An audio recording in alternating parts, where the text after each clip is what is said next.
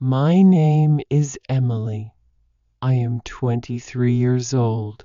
I live with my parents and younger sister in a small rented house in a quiet town called Oak Ridge. Our house is old and the rooms are small, but it is our home. My life is not easy.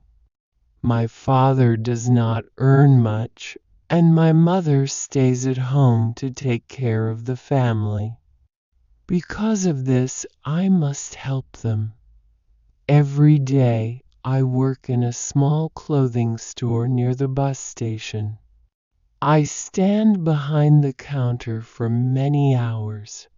My feet hurt and my back feels tired, but I keep working because my family needs me. Sometimes, when I look at people passing by in nice cars and expensive clothes, I feel sad. I wish my life were different. I dream of a future where I do not worry about money every day. One evening, my friend Jessica asked me to go with her to a party in the city. At first, I said no. I was tired, and parties were not part of my life. But then I thought, maybe I deserve one night of happiness. So I agreed. When we arrived at the party, loud music filled the room. The lights were bright. Many rich people were there. They laughed loudly and held glasses of expensive drinks. I felt shy and out of place, but also excited. Then I saw him. He was standing alone near the wall. His name was Daniel. He looked much older than me, maybe around 55 or 60 years old. He wore a dark, expensive suit and polished shoes. He looked calm and confident. Daniel was not talking to anyone. He just stood quietly. When he saw me, my heart started beating fast. Slowly, he walked toward me and smiled. "Hello," he said softly. "Your eyes are very beautiful." My heart jumped. We started talking. Daniel asked me about my life, my family, and my work. I told him everything. He listened carefully. Then he talked about himself. He told me stories about business, travel, and a comfortable life. He spoke like a man who had no worries. Daniel made me feel important. He made me feel special. I stayed close to him that night. I smiled, laughed, and listened to every word he said. I used my charm without even realizing it. In my heart, I thought this was my chance to change my life. I did not care that Daniel was much older. I only cared about the life he promised, a life without money problems.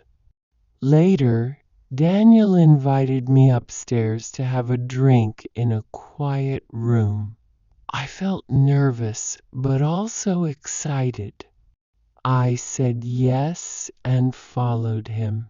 The room was warm and dim. He offered me a drink, and I took it. We sat close on a sofa. He gently touched my hand. I did not pull away. That night, I chose him. The next morning, I woke up and felt strange. The room felt cold and empty. I looked around carefully. This was not a luxury hotel room. It was a small, old apartment. The walls were cracked. The furniture was cheap and worn out. Daniel was sitting on the edge of the bed. He was quiet and did not look at me. His face was full of worry. My heart sank. Daniel was not rich. He had lied to me. I felt angry and foolish. He had shown me a dream just to impress me. I felt used. I wanted to scream, but no sound came out. I remembered how he made me feel special, and it confused me. I watched Daniel leave the apartment. I followed him quietly. He walked for a long time and finally stopped in front of a large house. It looked like a real family home. He went inside. After a few minutes, I gathered my courage and knocked on the door. A woman opened it. She looked older than me. Her clothes were simple and her face looked tired. She asked, "Can I help you?" Before I could speak, Daniel appeared behind her. His face turned white with fear. The woman looked at him, then at me. "I am his wife," she said calmly. My heart broke. Daniel was not only poor, he was married. I shouted at him. I told him he lied. I told him he used me. His wife was not surprised. She already knew who he was. She said, "Daniel lost everything years ago. He ruined his business. He lives in my house now. He has nothing." Daniel stood there silently. Later that day, Daniel came to the clothing store where I worked. He looked tired and broken. He apologized. He said I made him feel young again. His words touched my heart, but the pain was stronger. I realized I could not save him. That night, I went home and sat on my bed. I thought about everything. I wanted a better life so badly that I became blind. I learned an important lesson. If I want a better future, I must build it myself. I cannot wait for someone else to save me. I must work hard. I must be strong. My future is in my own hands.